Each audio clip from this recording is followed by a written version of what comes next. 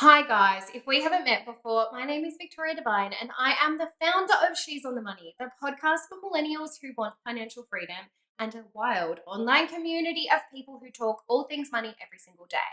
Today, I'm going to talk to you about superannuation because I'm actually a licensed financial advisor, so I'm probably the right person to have this chat with you. We're going to talk about concessional and non-concessional contributions because over the last few weeks, I've had so many questions from you guys asking me to address this because there seems to be some confusion about what we can contribute, what you can't contribute, what the caps are, what does it mean when we say contribution, what does it mean when we say concessional versus non-concessional. And in this video, we are going to go through all of those things. But before we get there, read this. It is a disclaimer because, as I said before, I am a licensed financial advisor, which means I actually need to abide by all of the rules and regulations here in Australia. This video has been brought to you by our friends from BPay. If you haven't heard of BPay before, maybe you're living under a rock, but they help you facilitate payments. So everything from paying your bills all the way through to making additional superannuation contributions.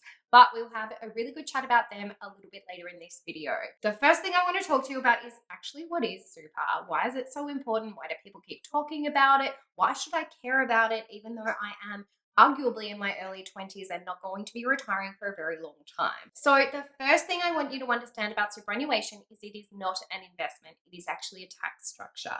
That tax structure allows you to put money into it to be taxed at a different rate than your marginal tax rate. So your personal marginal tax rate will be completely dependent upon what your income is. Inside superannuation, though, any money that gets put in there in regards to the cap, so obviously if you go over the cap, you're going to have a little bit of an issue, but we'll explain that in a minute. So you're able to contribute each and every single year up to $25,000 into your superannuation and have that taxed at 15%. When it comes to the super environment, it is honestly the closest thing we are going to get to a tax haven here in Australia. We obviously don't have a place where we are able to earn any level of income and have it be completely tax-free. So this is the lowest tax environment that exists, which is obviously a bit of a money win. So when it comes to tax and super and all of that, the most important thing for you to understand is it is actually your money. In Australia, it is mandated that all employers pay a minimum of 9.5% super to you, which is your money. It is your money that goes into a superannuation fund to be invested on your behalf. And if you don't actually understand why it's invested or how it's invested, you're doing future you a really big disservice because at the end of the day, that's your financial future. And I'm absolutely certain when I say this, most of you are not at this point in time able to save 10% of your income and actually save and invest that, but you're actually already doing it inside super. The only difference between investing inside of super and outside of super, when you really break it down, is that inside of superannuation, it just means we have to wait until we have aged and we actually reach retirement age to access it. It doesn't make it any less real. It is literally your money and you really need to care about it. So the reason superannuation is so attractive to so many people is because, for example, if you are at the highest marginal tax bracket, which means you are paying 45 cents for every single dollar that you earn in tax, you essentially get to make a tax gain and only pay 15 cents for every dollar that you earn if you put that money into superannuation. That means instantly you're making 30% on that money without having even invested it. That, and combining it with the magic of compound interest over a long period of time, essentially means that you are getting far, far ahead in comparison to investing outside of superannuation in just an ETF or an investment portfolio that you're starting yourself. So for us, it's really important for you to understand that, but also preface it with the fact that whilst that is a very attractive option, and whilst it is so nice to know that you're making all these tax gains and tax advantages, you actually aren't able to access that until you're 65. And at the going rate, I'm probably not going to be able to access my superannuation until I'm 70 years old. Now, whilst that sounds super far away, it's really not. Ask any 70-year-old if they feel like it took 70 years to get to the age of 70, and I promise you they'll say it went past in the blink of an eye.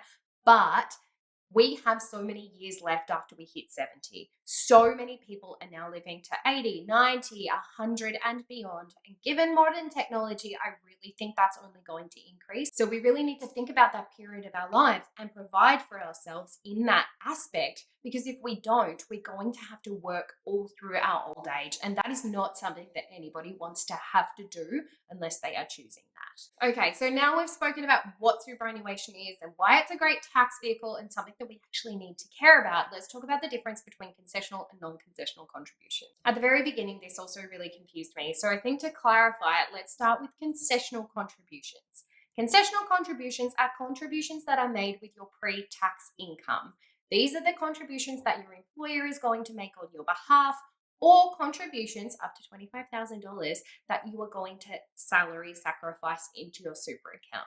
What this means is the discount is already applied. And I was explaining this to Jess the other day, and I used the example, that is my cat in the background, I used the example of a concession card. So with a concession card, that enables you to get a discount up front. So you might have a concession card for the train or the bus, you might have one for healthcare, and at the end of the day, having a concession card means that you automatically get a discount. Now, concessional contribution means it is taken out of your pre-tax income at the tax rate that the superannuation fund lets you benefit on tax. So that'll be 15% tax, and your employer would take care of all of that. The non-concessional contributions are at the exact opposite of that. So a non-concessional, so a not concession card option, is where you take your money that has already gone into your bank account from your job that you've paid tax on, and you make a contribution with that money. We're actually entitled to claim back the difference in tax for what you paid versus the 15% that you would be charged in the superannuation environment.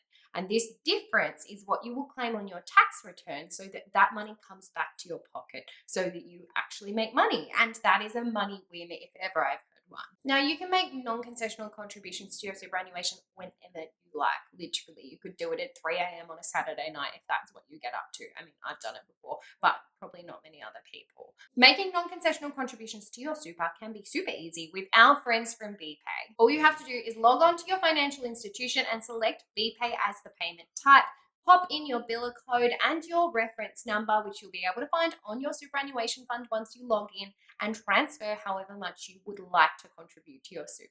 So non-concessional contributions could be anything from you just calling up and making an additional contribution from your budget and just transferring that each and every single week to your super fund. It could be you doing the odd amount from your birthday or Christmas presents that you want to transfer to super, and you just jump on your online banking and transfer it via BPay. There are so many different ways to do this, but the important thing to understand is that each and every single year we have a limit of $100,000 that we can put into our superannuation fund.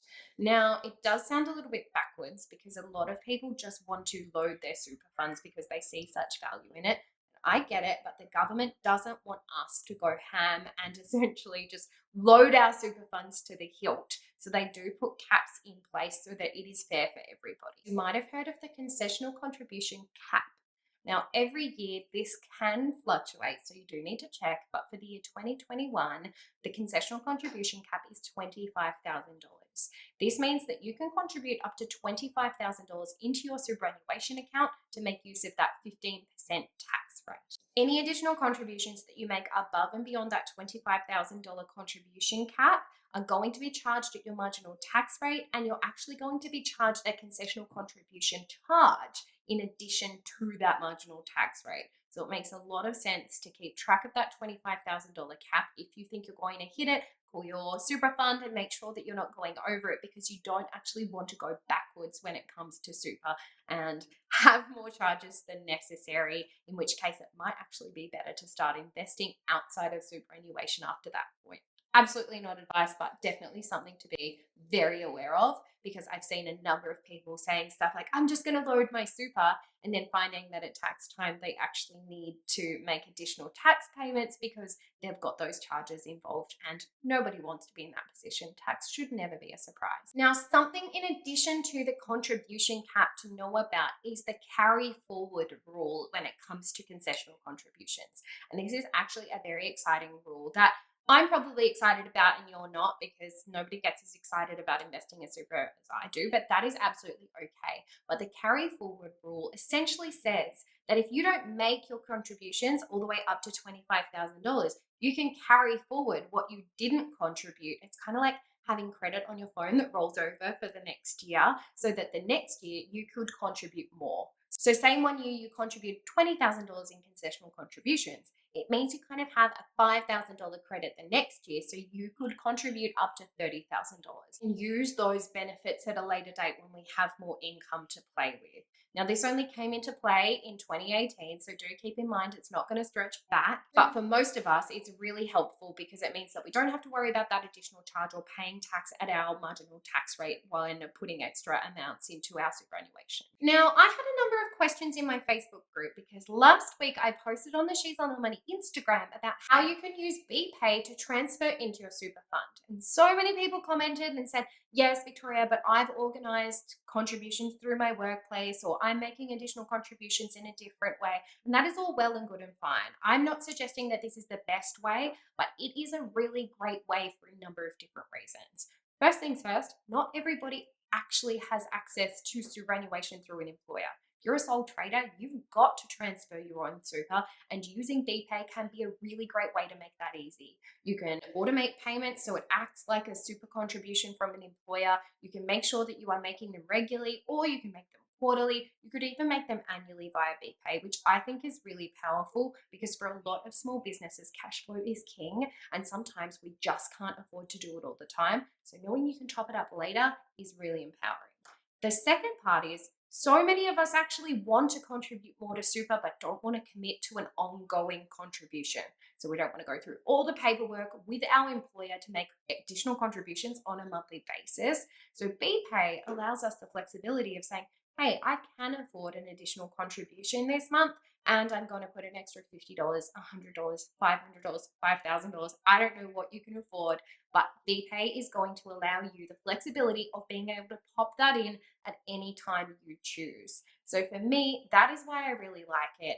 Make sure that you are looking into all the options that work for you. It's definitely not advice, it is just the way it works. And I think that the more knowledge we have, the more empowered we can be. When it comes to using BPay to make contributions, it is so easy. And the reason I like it is because once you put in your biller code, it's going to come up with exactly where it's going. There's no more guessing. There's no wondering whether the BSB account number is correct and what you've keyed in is right. It will let you know exactly where it is going. To me, that makes me feel so much more secure when making transfers online. To learn more about BPay, head to bpay.com.au and follow the links and learn all about them. I want to have a quick chat to you about the numbers around super. So many people will say things like, hey, Victoria, I'd really like to know if it's more equitable if I put money in super or not. So I've actually done some quick maths.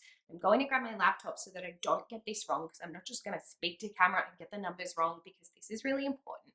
But I want to give you a really solid example of why superannuation has guaranteed returns. This is by no stretch of the imagination me saying, hey, you need to go contribute more to super. Is me saying, hey, this is how super works. When it comes to additional contributions, all of this sounds really sexy, I do promise you, but I think it is worthy of note that I don't personally, at this point in my life, make additional contributions to superannuation because my priority is reaching financial freedom. And the reason I say that is because I hope to retire before the age of 65 or 70. And if I don't have an asset outside of superannuation that is going to be able to be accessed before the age of 65, I'm not going to be able to achieve that goal. So for me, I'm prioritizing not making a tax benefit so that I can create financial freedom in an investment asset that will pay me a passive revenue in the future that is well before the age of 65. That is me. That is my disclaimer to say this is definitely not advice, but what I want you to understand is the crux of superannuation and why it works. So I've done the maths. And if you have an income where you are paying a marginal tax rate of 32.5%, we can say, use the example of $10,000. After tax on that tax rate, that net value of $10,000 to you pre-tax is now worth $6,750, which sounds pretty good. That's how it works. But had you put that into the superannuation environment instead of your bank account, the net value of $10,000 to you is now $8,500. which means you are essentially making $1,750 just by putting it into super instead of your bank account savings, which is a difference of 21%. I think that's pretty attractive, but it gets more attractive the higher tax you pay. So if I grab the income level or the marginal tax bracket of 37% and we compare that, the net value of $10,000 in that situation is $6,300. Much of a muchness. But the net value in super is then $8,500, which means that you are saving $2,200 by putting it into super. That is money that your money is making you without you even having to invest it. That is crazy. That is a return of 26%. There is no other investment asset that I could say, hey, Victoria, how about you invest in this? You get 26% return. It's not going to happen, but it does happen in superannuation. And that is why I want you to understand how beautiful this product is and how lucky we are to be able to access such a retirement fund, because this is what's going to help you create the life that you deserve. Now, I think that is more than enough to hear about today. We have together learned what a concessional contribution is, what a non-concessional contribution is, and the magic of actually investing into superannuation as opposed to investing outside of it. And something that I really want to know from you guys is, what do you want me to talk about next? I am terrible at creativity and terrible at thinking about video ideas. So comment below, let me know what you want me to do my next video on, because this year, in 2021, my priority is putting out more content to help you guys learn more. So hopefully I will see you in my next video. Thank you for joining me, friends. It has been a pleasure as always. See you next video, friends. Totally Bye.